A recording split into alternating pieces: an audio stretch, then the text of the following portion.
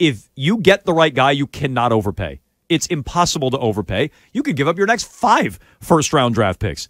If you're getting a true bona fide franchise quarterback, and he needs to be a franchise quarterback, not a good quarterback, not Drew Bledsoe, like we discussed the other day, or someone like that, Jared Goff, like a serviceable quarterback at number 1. How about Josh Allen? No, Josh Allen to me is a franchise quarterback. If you're getting that, if you're getting Mahomes, you're getting Josh Allen, you're getting Lamar even. And I know none of them went number 1. That's not the point. If you're getting that level of quarterback, obviously Mahomes should be in his own category. If you're getting that, you can't overpay. So it's up to the Patriots. I don't know what their draft board looks like. And I would rather try to sit there and get Drake May to drop to me. I think that's very realistic. He's going to go at 3. Unless you know the Commanders are locked in on May, you're probably getting him at 3. Wait, so you're with me on this, though? For Caleb Williams specifically? No, I'm telling you, if they believe in him, they should go get him. What do you believe? I believe in May over Caleb Williams. So I would trade up and go get May. If you're afraid of Washington taking May at 2, I'd go get him. But I don't believe in Williams over May. I don't. I haven't. See, that changes the equation to me. Because this is specifically about Williams, because everyone's so assuming so much that he's going to be the number 1. So you would move up to 1. It just wouldn't be for Williams. What if it was for May? Definitely not for Williams. For May, you're checking my gut a little bit here. I still don't know if I would do it. I think that would really change my whole plan. Okay, if May was going at 1, no, I don't think we do. I want May. Do I want May that bad? I think that would be really difficult for May to essentially have no offensive line and you're not getting other pieces. Let's say they know. They know. Let's say they know that Washington is taking May.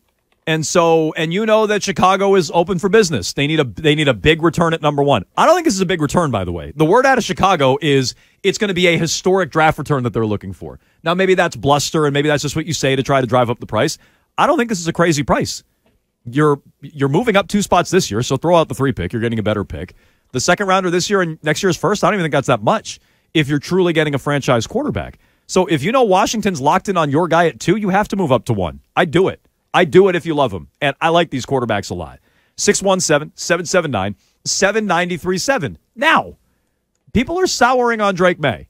There is no doubt about this. And we'll play you something from Andy Hart coming up in a moment. But I guess, did Phil Perry start this the other day? Phil Perry said that he talked to a scout that said Drake May is Mitch Trubisky. He's looking a little Mitchy. Okay. Why are you snickering back there? Resting Mitch face. Why are you snickering?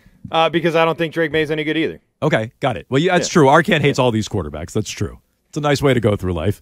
I'm making a resting Mitch face right now because I think you entirely base your debate off of the UNC part of it. Yeah. I mean, look, it's part of it. Sure. I think that's a big piece of it. And I'm sure that's a big thing that the scout is doing. Or the scout is saying that this is our guy, we want him to fall, he's Mitch Trubisky. I mean, that kind of stuff does happen this time of year. So just know that's what Phil Perry says. Here's how Andy Hart feels about Drake May, who, again, all of a sudden seems to be under fire. Maybe just he's getting more scrutiny as we go through the draft process. We'll see how it develops next week at the Combine. But here's Andy Hart last night on NBC Sports Boston. Oh, I'm sorry. I'll just, while you're looking for the clip, Ryan, I'll just tell you, if you've seen screenshots of these two, it was a bloodbath for Andy last night. Have you seen this? Oh, my God. People don't know that Phil Perry is pretty tall. Phil Perry is pretty tall. Arcand, is Phil Perry taller than you?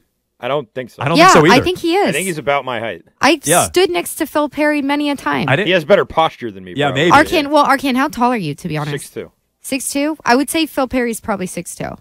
Okay. Yeah, that's what I'm saying. So, but do you think Arcand's not like freakishly tall? He's just a regular tall person. Arcand always underestimates other guys' like size and height until he sees them in a hockey jersey, and then he's like, "That's an Adonis right there." That's a turn on, guys. I don't mean to alarm you, but I did hear there was an APB out for Andy Hart's shoulders. And they're trying to find a bloodbath for Andy is all I'm going to say. If you've seen the screenshots, check out Mike Cadlick's timeline. Started it. They didn't give him the Dale Arnold. Keith started it. Oh, I didn't realize. He needed the Dale Arnold soapbox. First comment I saw was from Rich Keith. I didn't realize Keith started it. I saw Cadlick first, although I did see what Keith said. So bloodbath, seek that out. But here is Andy Hart last night. Now that we found the clip on NBC Sports Boston, the Mitchell Trubisky thing obviously scares people immediately, and you're right. I think it's a sort of a boring one. Like it's the guy went to the same school and he wore the same number. My comparison, I think, changes the whole dynamic. Josh Allen. If you want to spin it positive and say, he reminds me of Josh Allen. He's not necessarily a runner, but he can run. Obviously has the size, the arm strength, the ability to extend plays. As you said, the arm to cut it through the wind and do all the things that are the good Josh Allen. Now you also have to remember, when Josh Allen entered the league, he was the bad Josh Allen. It was like you watch the lowlights and you're like, wow, this guy's a project. He may never succeed. So I think it's really dangerous when we go down the comparison road because immediately expectations are like Joe Burrow went to LSU, right? So is he Jamarcus Russell? Like just because they both went to LSU and played quarterback and went number 1 overall? One's one of the best quarterbacks of this generation. One's one of the biggest busts of his generation. So I choose to be positive and say Josh Allen. Okay, couple of things. And I brought this up the other week. I agree with Andy on this. You know, despite his being height challenged, I agree with Andy on this, where you would have missed on Justin Herbert, who I think is a good comp for Drake May, if you just said all Oregon quarterbacks stink. Look at Marcus Mariota. He reminds me of Marcus Mariota. If you just did that, you would have missed out on Herbert. Or you would have missed out on, to bring his name up for the millionth time, C.J. Stroud last year. No one liked Ohio State quarterbacks. Oh, they're all bad. Justin Fields? These guys are all terrible. And then, and I kind of like Fields, look at Stroud last year. So, look, the comp I've used, and the Josh Allen one comes up. Josh Allen was comped to Cam Newton. I don't think Drake May moves that well. I don't think he's that good of a runner. No. But I think he could be Herbert-ish. I think he could be like Jordan Love. I think he can be that kind of quarterback. And to me, that's worth taking. I like that profile. I think that profile's fine, but Justin Herbert has not won a playoff game in 4 years. You know what I mean? Like we were talking about Drew Bledsoe the other day, and like, would you be okay with that kind of career? You know, Josh Allen is about halfway to a Drew Bledsoe career right now, minus the Super Bowl appearance. Yes and no. I mean, Allen gets MVP votes. He gets MVP votes, but he's only gotten 2 Pro Bowl appearances, and Bledsoe only had 4 in 12 years. He played 12 years. Thank you. Right, and so Allen's played 6, and he's got 2. So he's on pace to have 4. That's what I'm saying. So here's the thing. You're right about Herbert. He hasn't won anything. Josh Allen hasn't won a Super Bowl either. I would take both over Drew Bledsoe. I mean, if you're telling me I get a statue back there throwing picks, I'll take both of those, and that's maybe a modern day thing versus 30 years ago. Allen's a guy who moves and throws picks. But he makes plays. I don't feel like Drew made a lot of plays, especially late. But we've gone off the rails on the Bledsoe comps. Biggest busts. What do you think? Is it worth trading up to the number 1 pick if Biggest you like busts? Caleb Williams, or if you like Drake May, my guy who is apparently Mitchell Trubisky?